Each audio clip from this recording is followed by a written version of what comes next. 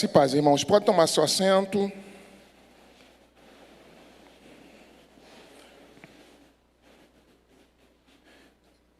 Vamos abrir a palavra do Senhor na Epístola aos Hebreus, capítulo 4.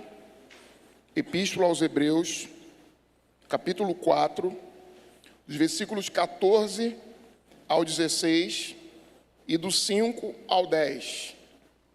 Epístola aos Hebreus, capítulo 4, dos versículos 14 a 16 e do capítulo 5, de 1 ao 10.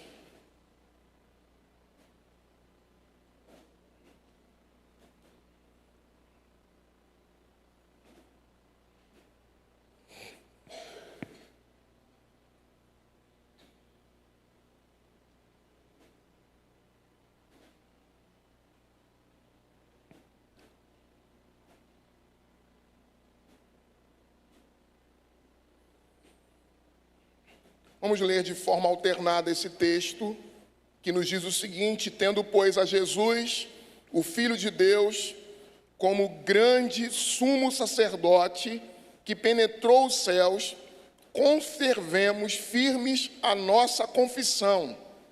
Porque não temos sumo sacerdote que não possa compadecer-se das nossas fraquezas, antes de por ele tentado em todas as coisas, a nossa semelhança, mas sem pecar.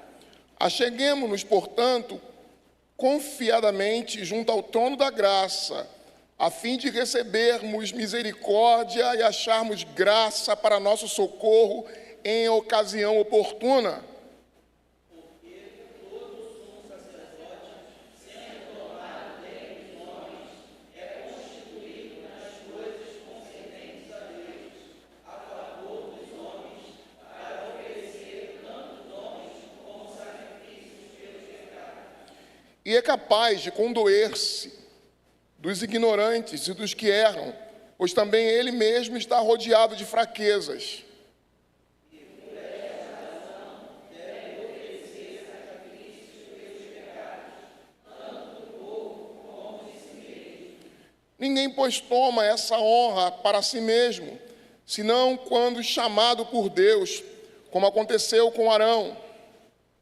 Assim também Cristo a si mesmo não se glorificou para se tornar sumo sacerdote, mas se glorificou aquele que disse: Tu és meu filho, que hoje te gerei.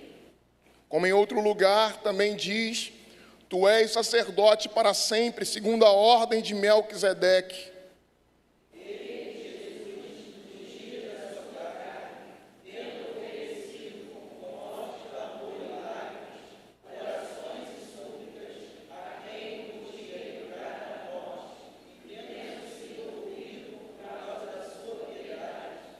Embora, sendo filho, aprendeu a obediência pelas coisas que sofreu.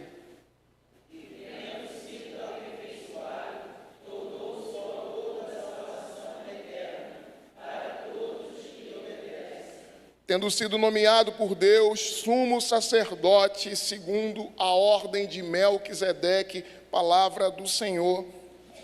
Amém. Nós começamos pela manhã uma série de pregações que vai terminar no último domingo deste mês, cujo tema central são os efeitos da reforma protestante do século XVI. Falei grego? Vou repetir.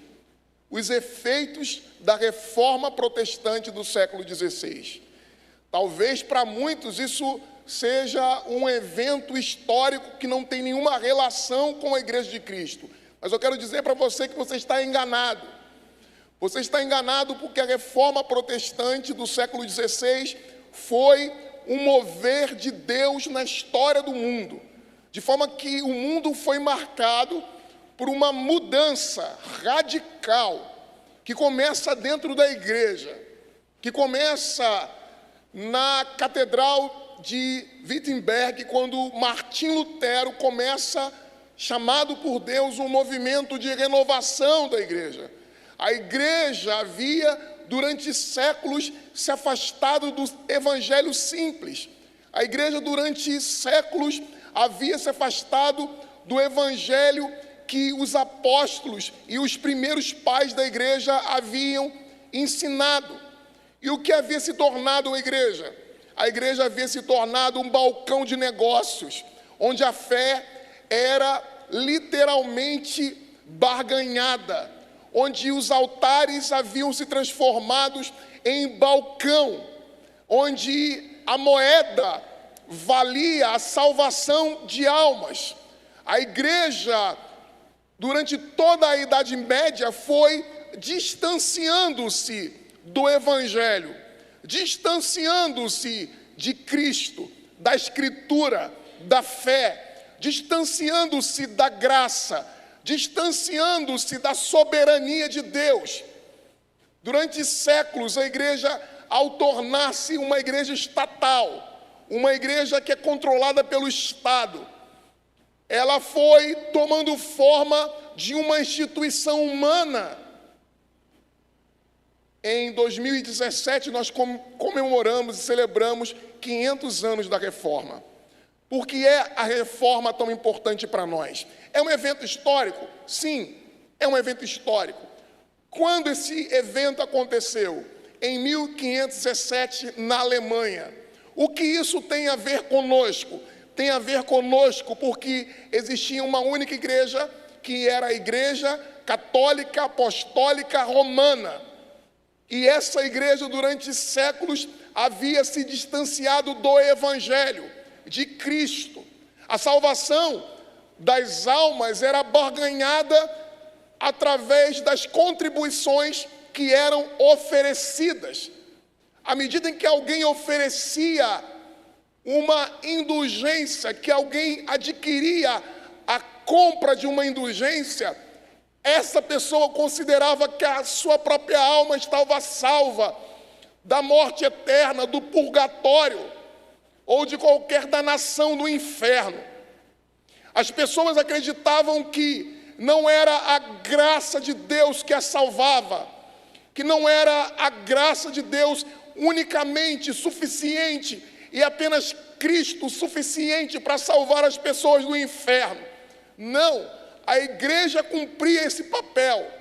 A igreja tinha o papel de abrir e fechar as portas dos céus para quem quer que fosse. Uma vez excomungado da igreja, uma vez que o Papa excomungasse um dos fiéis, estava vedado por completa a possibilidade desse indivíduo entrar no céu. A mentalidade da igreja nesse período era uma mentalidade comercial. Você dá, você recebe. Você oferta e você é salvo.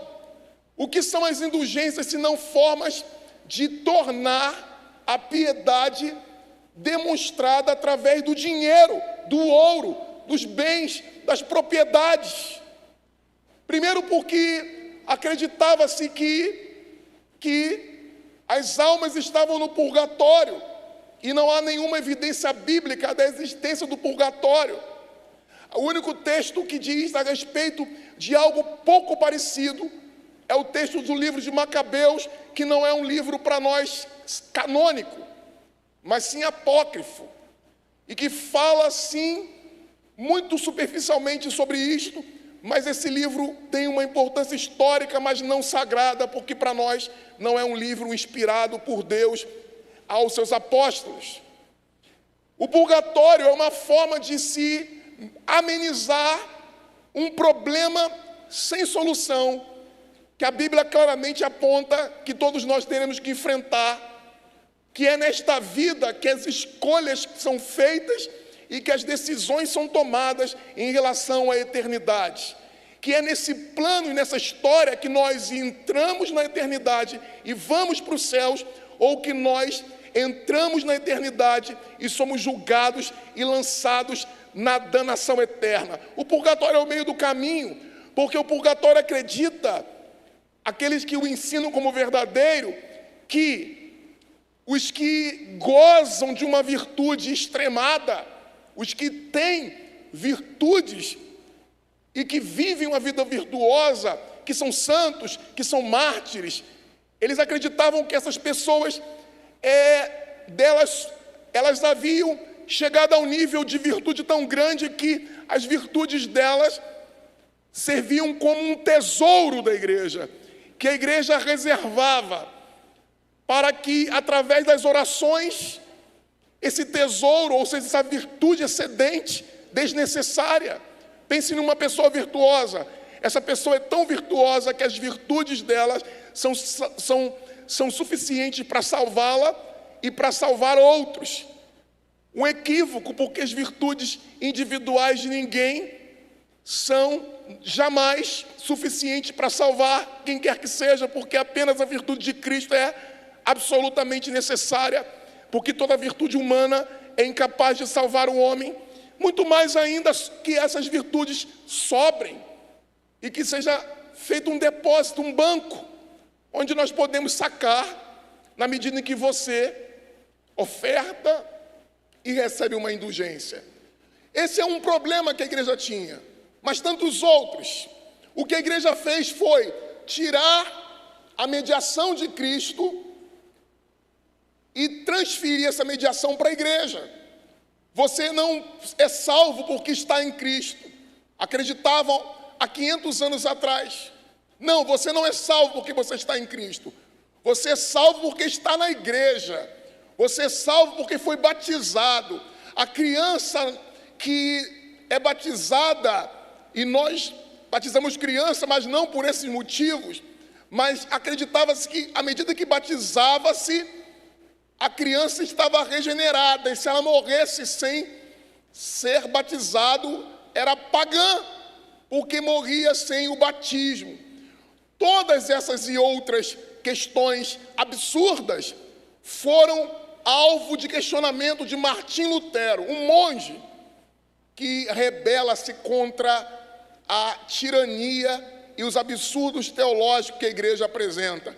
Eu estou aqui tentando, de forma muito rápida, muito simples, dizer por que é que nós vamos falar de reforma protestante. Por que é que nós precisamos falar de reforma protestante?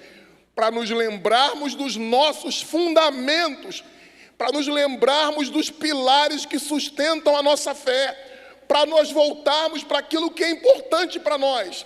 E aí nós escolhemos aquilo que normalmente chamamos de 5 solas, ou 5 temas que são importantes para a gente saber e entender por que é que nós somos cristãos.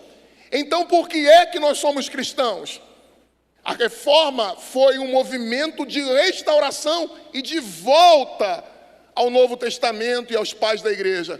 E alguns temas que nós vamos tratar aqui, começamos pela manhã, são temas importantes para nós. Como estudamos hoje, somente a Escritura.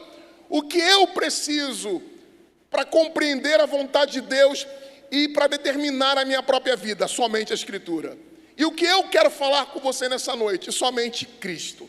Nas semanas seguintes você vai ouvir temas relacionados a isso. Somente as Escrituras, somente Cristo, somente a fé, somente a graça e somente a Deus glória. E eu aqui hoje uso esse texto, que é o texto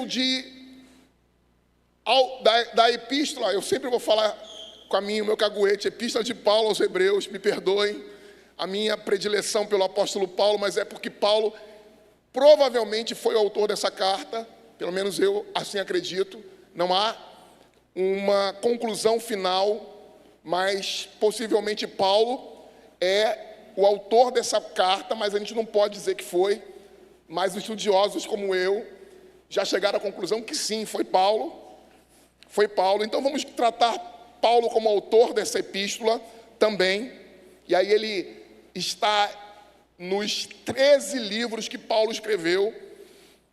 E sendo ele o autor ou não, para a gente também não faz diferença, porque nós cremos na inspiração do texto e do autor, feita pelo Espírito Santo. Então não nos importa se é Paulo, se é Pedro ou outro autor, nos importa que o texto chegou a nós e ele é sagrado e importante para nós. Mas qual é o tema da Epístola aos Hebreus? O tema da Epístola aos Hebreus é a supremacia de Cristo. E hoje nós estamos aqui falando, hoje pela manhã, de somente a Escritura. E agora eu quero falar com você que um dos lemas da reforma e dessa mudança que aconteceu na igreja, a partir da reforma, é somente a Escritura, somente Cristo. Somente Cristo é capaz de salvar o homem do seu pecado. Somente Cristo, e não a igreja. E não a igreja. E eu começo também usando talvez uma das frases e de uns textos mais conhecidos nossos, que diz o seguinte: você pode ter sido batizado na igreja, criado na igreja, servido na igreja, você pode ter se casado na igreja, morrido na igreja, ter sido velado na igreja e ainda assim acordar no inferno, caso esteja meramente na igreja e não em Cristo. Se você e eu estamos apenas anexados e pertencemos à igreja e não estamos em Cristo, nós estamos perdidos. Nós temos uma religião, nós temos um corpo de doutrinas que nós acreditamos, nós temos um estilo de vida, nós temos uma cosmovisão de mundo, mas se nós estivermos apenas na igreja, isso não será suficiente. A reforma vem resgatar esse princípio de que a salvação, ela acontece por meio de Cristo, que todas as coisas na igreja acontecem por meio de Cristo, que tudo o que nós fazemos por causa de Cristo, que o culto que nós prestamos a quem? A Cristo. Tudo o que fazemos aqui é para exaltar o nome de Cristo. Na economia da Santíssima Trindade, nós adoramos ao Pai, porque Ele é o Criador de todas as coisas, porque Ele elaborou o plano bendito de salvação, e porque Ele se compadeceu de nós e enviou Jesus para morrer pelos nossos pecados. Jesus executa, põe em andamento o plano eterno de Deus, o Pai, de resgatar a humanidade. Cristo assume sobre seu corpo a ira do Pai pelo pecado de nós todos. Quando nós falamos que somos salvos porque estamos em Cristo, porque recebemos a justiça de Cristo, porque somos santificados por Cristo, é porque de verdade, pense comigo, olhe para mim, preste atenção, Cristo foi a oferta pelo meu pecado. O Pai derramou sobre Cristo a sua ira sobre todos os pecados humanos. Ele pagou a sentença de morte que estava destinada a mim e a você. Ele foi julgado segundo os princípios da lei e foi encontrado justo.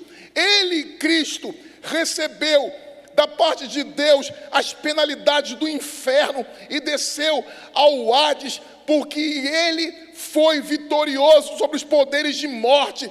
Ele venceu o diabo e o inferno inteiro. Ele subjugou os poderes do inferno ao seu domínio. Ele é o Senhor de toda a criação e de todas as coisas.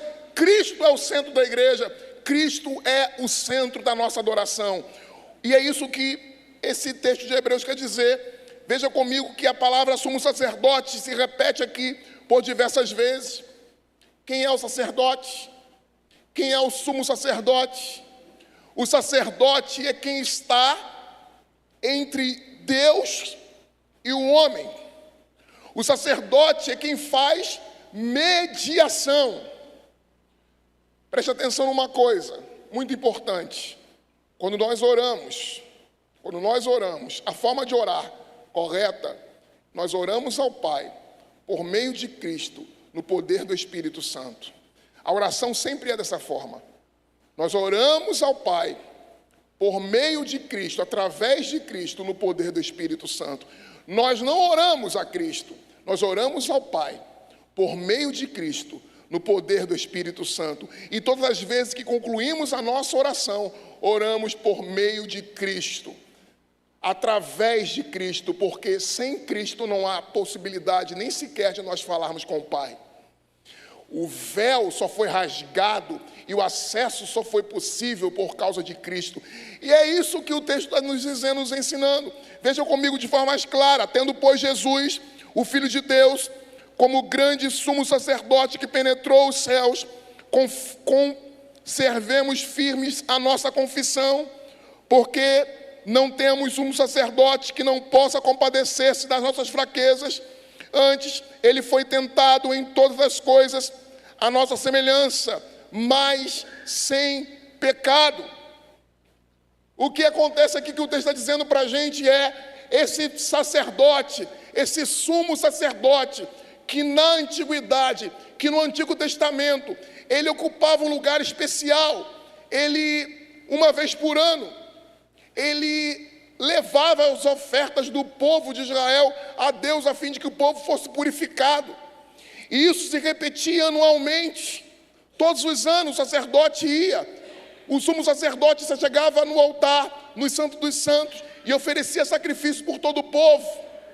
O que o texto de Hebreus, escrito pelo apóstolo Paulo, está nos dizendo o seguinte: olha, Jesus veio para cumprir de uma forma definitiva esse lugar. Ele entrou no Santo dos Santos e foi Ele mesmo o que ofertou, e a própria oferta pelo sacrifício de todos nós, e se fez sumo sacerdote por todos nós. Ele começa aqui fazendo uma analogia dos sacerdotes humanos, que os sacerdotes humanos, eles se condoem e entendem completamente por que é que nós pecamos, porque eles também são pecadores. Veja comigo o texto: porque não temos um sacerdote que não possa compadecer-se. Ou seja, os sacerdotes que nós temos se compadecem porque eles também pecaram. Eles sabem o que é o pecado.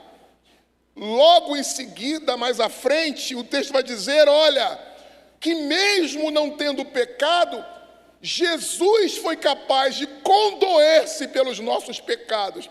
Quem tira inicialmente desse texto que Jesus, tira a conclusão desse texto, que por Jesus não ter pecado, ele é incapaz de entender a nossa fragilidade, surpreende-se porque Paulo aqui afirma que também Jesus, mesmo não tendo pecado, ele condói-se, ele age com misericórdia e ele entrega-se completamente pelas nossas fraquezas, e ele é o nosso Redentor.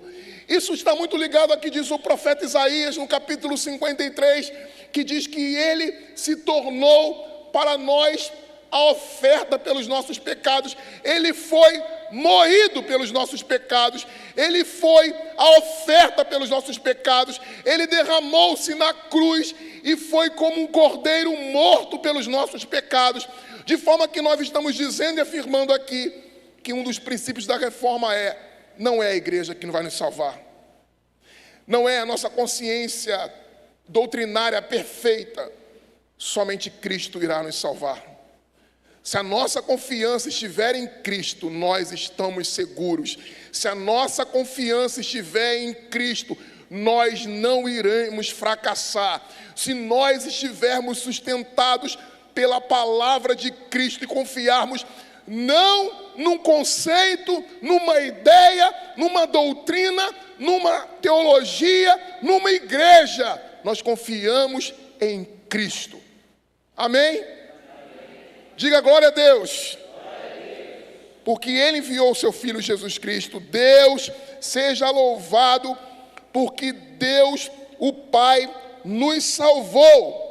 O juiz supremo bateu o martelo em seu tribunal, concedendo justificação aos pecadores, pois Cristo assumiu inteiramente a nossa culpa e a nossa condenação. Recebemos uma justiça que não é nossa, é de Cristo, mas foi atribuída a nós, justiça que vem de fora, justiça alheia, justiça imputada, justiça de Cristo. Ele assume a nossa realidade e nos dá a sua justiça.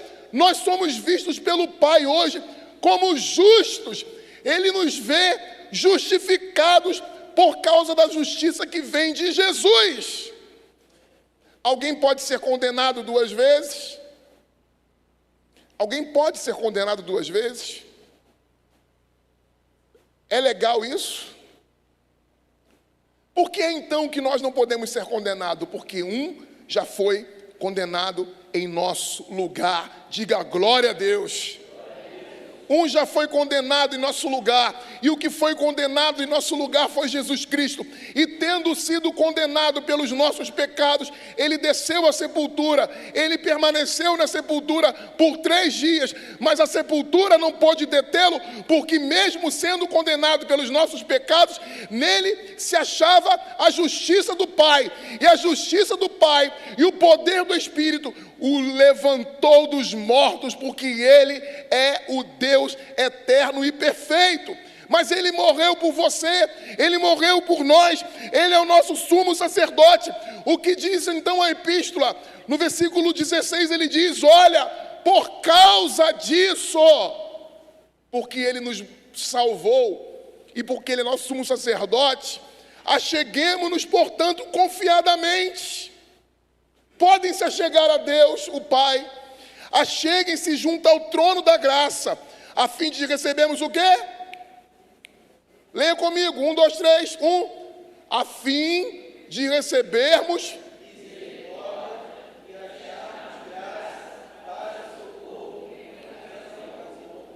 Se Cristo morreu por nós, se Ele liquidou a dívida de pecado, se nós não estamos mais debaixo de condenação, se Cristo é a nossa garantia de que nós estamos salvos, de que se eu permaneço em Cristo, a minha vida está guardada até o final, de que se eu permaneço em Cristo, toda a condenação do inferno, do diabo, do mundo, já foram destruídas, e eu, para ser cristão, preciso estar em Cristo. E se isso está acontecendo, eu posso me achegar com firmeza a Deus, com confiança. Eu posso ter certeza da minha vida eterna, da minha salvação nesta vida e na vida futura. Eu estou salvo, perdoado, liberto.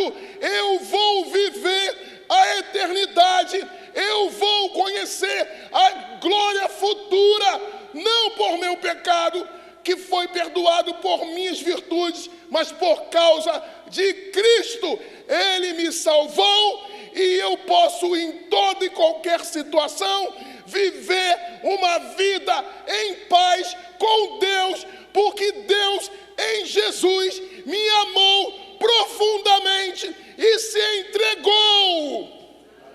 Nós estamos em Cristo, diga amém, diga glória a Deus. Nós estamos em Cristo. Se nós estamos em Cristo, a nossa confiança não está na lei. Se nós estamos em Cristo, a nossa confiança não está na nossa virtude. Se nós estamos em Cristo, a nossa confiança não está na igreja. Se nós estamos em Cristo, todas essas coisas são consequências da minha fidelidade, porque se eu amo a Cristo, eu vivo de acordo com a lei de Deus. Porque se eu fui salvo por causa de Cristo, eu vivo a lei de Deus, porque eu amo aquele que me salvou. Porque essa graça que transformou a minha vida, transforma o meu coração de tal forma que eu desejo amar e servir as pessoas. E a palavra de Deus, porque quem é salvo vive de acordo com a salvação que recebeu. É consequência lógica, não é condicional, mas é consequência lógica. Se o meu caráter foi mudado por causa da salvação que eu recebi em Cristo, eu anseio as coisas do alto, eu anseio as coisas que me chamam para a eternidade. Então nós precisamos nos achegarmos a Deus confiadamente. Vá ao trono da graça de Deus com confiança. Chore diante de Deus esperando respostas. Busque a Deus sabendo que Ele escuta você. Olhe para Deus não mais como um Deus carrasco que vai te punir ou que te rejeitou, porque Ele não te rejeitou, Ele te aceitou por causa do sacrifício de Cristo. Você é aceito, você é aceita Podem as pessoas rejeitarem você, acusarem você, mas a Bíblia vai dizer: quem intentará acusação contra os eleitos de Deus? Se é Deus quem os justifica, Jesus nos justificou com o seu sangue bendito, nos tornou aptos. Nós que éramos inaceitáveis, agora somos aceitáveis de Deus. E isso só acontece por causa de Jesus Cristo. Somente Cristo pode fazer isso por você. Não é por causa de ninguém, não é por causa da sua piedade. A minha piedade é sua, o meu esforço, a minha dedicação são frutos do novo nascimento que foi perpetuado por causa de Jesus. Ame a Jesus, entregue-se a Jesus, aspire a Jesus mais que qualquer outra coisa. Ame Jesus mais que seu marido, ame Jesus mais do que seu filho, ame a Jesus mais do que o seu dinheiro, ame a Jesus mais do que o seu bem-estar. Entregue a sua vida a Jesus, morra por Jesus, entregue tudo para Jesus, porque a única coisa segura nesta vida para você e para mim é Jesus, é o que Ele fez por você. Se você perder tudo nesta vida, se tudo estiver ruindo na sua história, se todas as coisas estiver sendo acabadas, destruídas, se você perder filhos, se você perder marido, se você perder dinheiro, tudo você pode perder, mas a única coisa que você jamais pode perder e que jamais irá abandonar você é Jesus Cristo. Ele entregou-se por você, Ele entregou-se por mim. A vida dele é sua e a vida que é sua agora é dele. Há uma união espiritual, diz o apóstolo Paulo, entre nós e Cristo. Eu e ele, você e Jesus somos uma unidade espiritual. Aleluia, amém.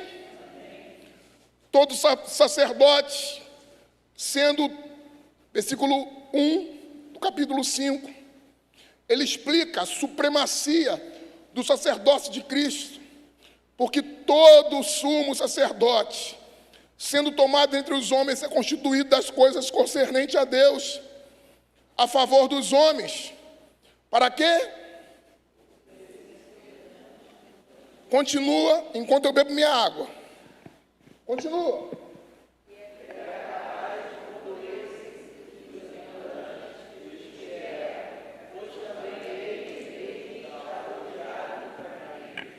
Continua.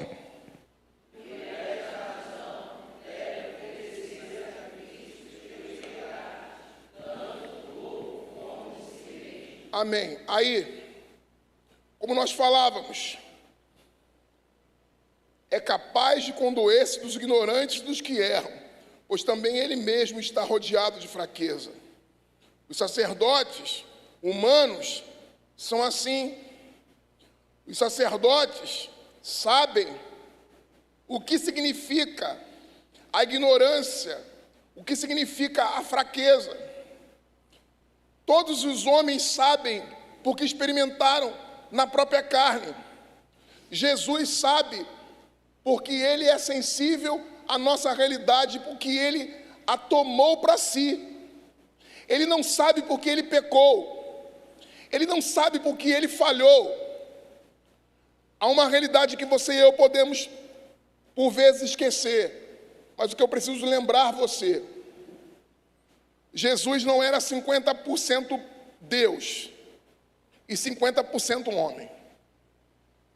Isso são os heróis gregos. Essa mitologia é a mitologia grega. Jesus não é parte da mitologia grega, romana. Jesus não é uma mistura de Deus e de homem. Jesus não é o Thor. Jesus é plenamente Deus. Repita comigo: Jesus é plenamente Deus.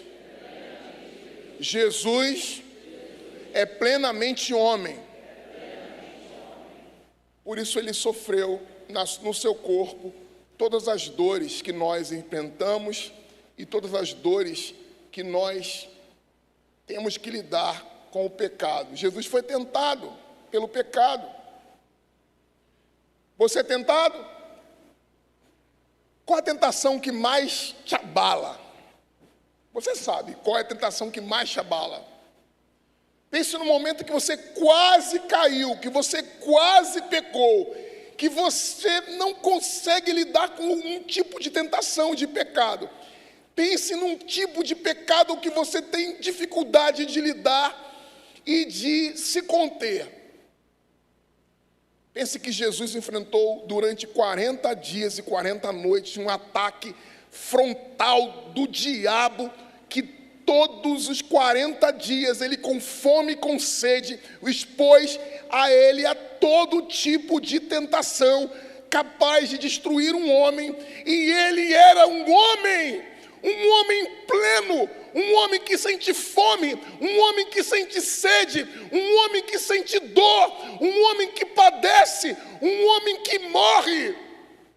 Ele enfrenta tudo isso, porque sacerdote ele se tornou para nós, para dizer que ele cumpre completamente a vontade de Deus, ele cumpre o plano de Deus, ele se torna um de nós, ele condói-se da nossa ignorância, ele oferece sacrifícios pelo nosso pecado, ele é o Filho de Deus, mas ele, sendo Filho de Deus, ele assume a mais miserável realidade humana, mas ele também é o próprio Deus, e como o próprio Deus, ele não ameniza o sofrimento, ele não ameniza a sua dor, ele não frauda o seu teste, ele não muda as regras do jogo, o seu corpo dói, a sua sede é verdadeira, a sua tentação, a tentação que ele é exposto, é a mesma que você e eu, mas ainda assim, ele sendo Deus, ele rompe com a cadeia de pecado que existe desde Adão, porque todos que nascem de Adão, nascem no pecado, todos que nascem em Adão, nascem manchados, todos que nascem em Adão, estão debaixo de maldição, e Jesus sendo Filho único, unigênito de Deus, é o único que nasce de forma perfeita, por geração extraordinária, não mais manchado pelo pecado, ele rompe um ciclo de morte. É por isso que o apóstolo Paulo vai dizer, pelo pecado de um só, Adão, entrou o pecado e destruiu a todos, mas pela justiça também de um só, Jesus Cristo, veio a vida sobre todos nós. Se todos nós estamos desgraçados, se todos nós estamos perdidos, se todos nós estamos mortos através de Adão, nós estamos todos nós salvos, libertos e completamente livres do pecado através de um só, Jesus Cristo, o nosso mediador. Somente Jesus, não é a lei, não é o seu esforço moral, não é a sua capacidade de resistência, não é a sua vida disciplinada, não é o que você faz, a sua caridade, a sua boa vontade, o seu vir à igreja, tudo isso é consequência do novo nascimento, mas é Jesus, Jesus e somente Jesus. O texto continua dizendo, versículo 5, assim também Cristo a si mesmo não se glorificou para tornar-se sumo sacerdote, mas glorificou aquele que lhe disse, tu és meu filho, e hoje te gerei. Como em outro lugar também diz, tu és sacerdote para sempre, segundo a ordem de Melquisedeque. E Jesus, diz o texto no versículo 7, leia comigo, ele, Jesus, nos dias de...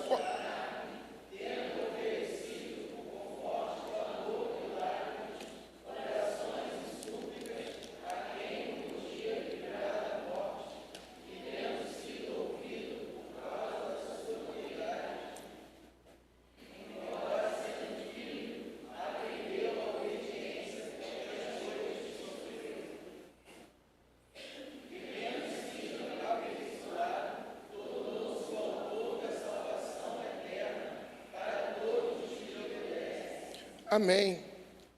Aqui mostra claramente como é que se deu toda a luta interna de Jesus antes da crucificação. Esse texto, versículo 7, remete muito claramente ao momento do Getsêmani, em que Jesus é provado em extremo, que o seu corpo já não aguenta mais, e que ele está perto da morte, morte macabra, morte cruel. A gente precisa lembrar, com a recordação da reforma, que essas verdades tinham sido esquecidas, que as pessoas estavam apenas se apegando ao seu santinho, fazendo penitência, a fim de conquistar a graça de Deus, como se a graça de Deus pudesse ser conquistada. A reforma protestante é um rompimento com toda a piedade centrada no homem. É por isso que nós estamos falando aqui de somente Cristo. Cristo pode salvar você. Você não precisa fazer promessa, você não tem que subir escadarias, você não tem que fazer propósitos, você não tem que subir 7 semanas no monte, você não tem que fazer campanha. Você tem que amar e estar em Cristo, e viver para Ele, e se entregar a Ele. E tudo o que você fizer de sacrifício, de jejuns e de propósito, somente vai servir para fortalecer a sua fé, não para ganhar de Deus, não para barganhar com Deus. Não! Deus não admite ser comprado, Ele não é e não está à venda. Não adianta fazer campanhas para ganhar algo de Deus. Ele dá por graça àqueles que estão em Cristo. Se você está em Cristo, nova criatura é. Já recebeu tudo o que precisa, e tudo o que precisa lhe será dado, porque tudo o que você precisa, Deus vai te dar. Buscai em primeiro lugar o reino de Deus e a sua justiça, e as demais coisas serão acrescentadas. As outras coisas, nós acordamos cedo, trabalhamos, oramos, buscamos, fazemos o que é necessário e pedimos a bênção de Deus, e Deus abençoa.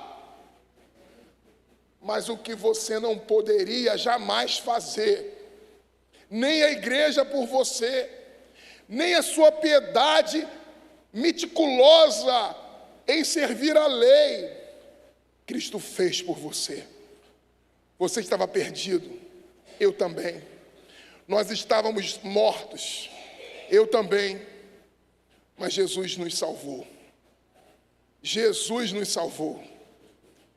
Quando eu acordo todos os dias, por mais terrível que esteja o meu dia, por mais tribulação que eu tenha, por mais que eu não saiba o que fazer diante das circunstâncias, eu sei que Deus está segurando na minha mão e que Ele jamais vai me abandonar.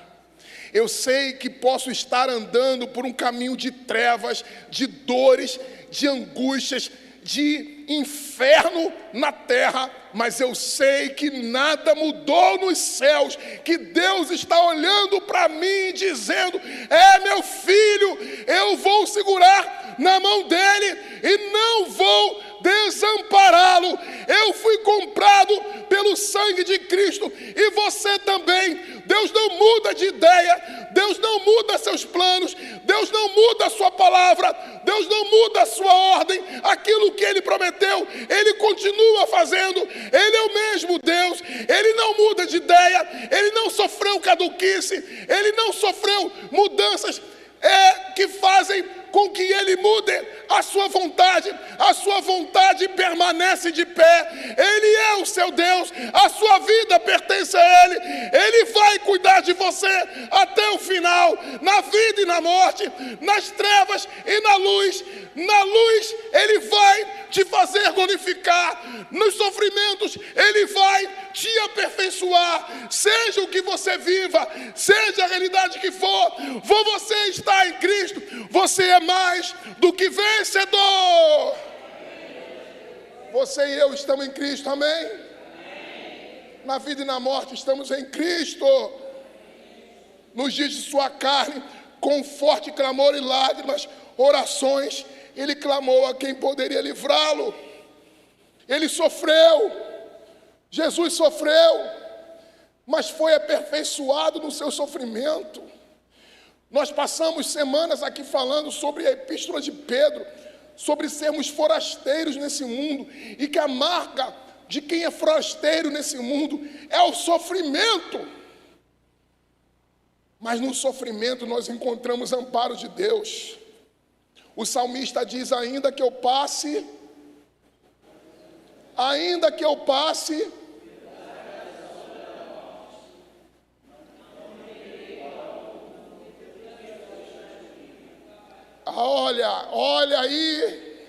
olha aí, tu estás comigo, Deus está com você.